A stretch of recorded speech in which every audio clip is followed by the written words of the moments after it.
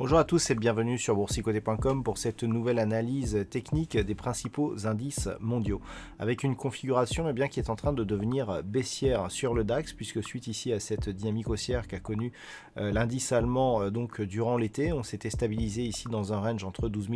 488 et 13 300 points, et puis la rupture ici il y a quelques jours donc de cette zone des 12 488 a changé la donne, puisque suite à cela on est venu ici chercher un point bas proche des 11 450 points, avant ici un rebond technique mais qui ne parvient pas à faire repasser durablement l'indice allemand au-dessus ici des 12 488 points, et ce niveau est proche ici de la moyenne mobile 20 exponentielle. Donc clairement la semaine prochaine, si on n'arrive pas ici à franchir à la hausse cette zone, on pourra avoir donc ce signal, à savoir un support ici qui devient résistance, auquel cas si on commence à se rééloigner ici de cette zone de résistance, on pourra avoir un début de signal baissier relativement fort, puisque si celui-ci était confirmé, il pourrait aboutir ici à une cassure des 11 847 et à une poursuite du mouvement vers une prochaine zone de support majeur, la zone ici des 11 360, voire une cassure en direction des 10 782 points à moyen terme.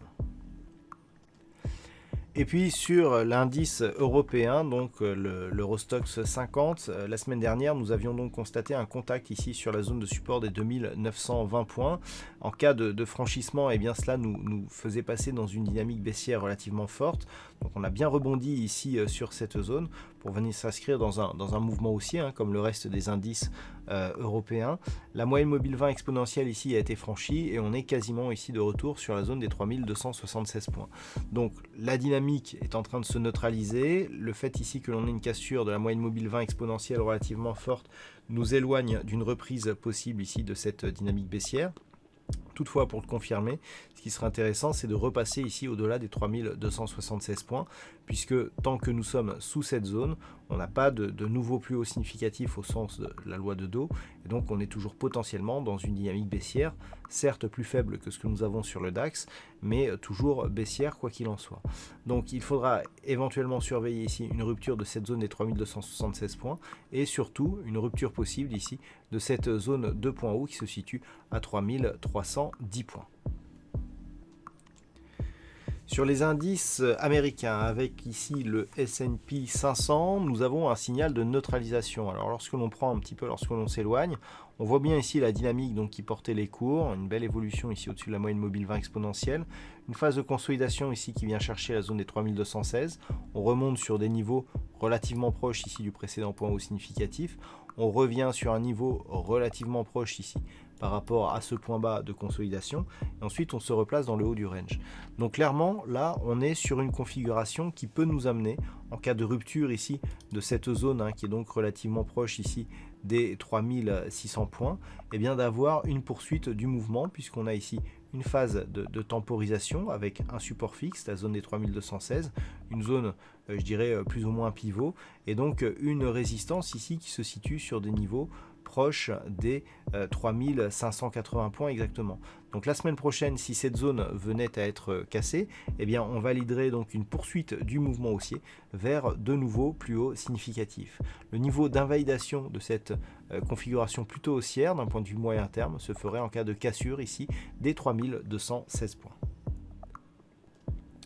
Sur le Nasdaq, la configuration est sensiblement identique, après ici une fin de dynamique haussière, donc suite à ce nouveau plus haut significatif, au-delà des 12 400 points, on s'est stabilisé ici, donc grossièrement au-dessus ici de cette zone des 11 000 points, avec une zone pivot ici sur les 11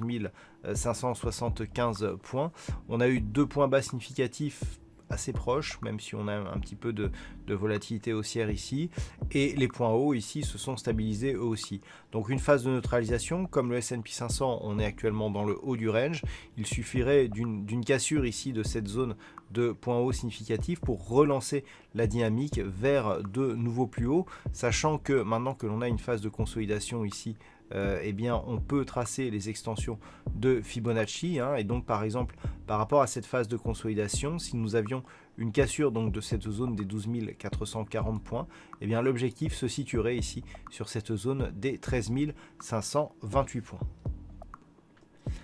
Et puis enfin, nous avons le Nikkei qui alors lui continue à monter et atteint des niveaux assez élevés, puisqu'après ici avoir connu cette phase de neutralisation, on était monté dans l'étage ici en validant un range entre 23 000 et ici grossièrement 23 600 points. Et puis cette semaine, avec le mouvement haussier que nous avons eu, eh bien on a littéralement pulvérisé ici cette zone de résistance pour aller toucher deux zones alors qui sont assez importantes, la zone des 24 130 points, mais surtout ici cette zone que nous avons et qui correspond à des plus hauts significatifs historiques proche des 24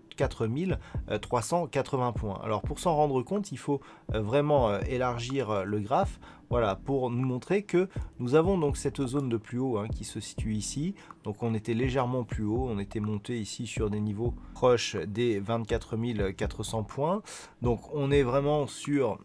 un niveau historique, hein, donc ce niveau il date ici de la fin de l'année 2018, et donc si on venait à valider ici une cassure donc de ce niveau, eh bien nous aurions un signal moyen et court terme relativement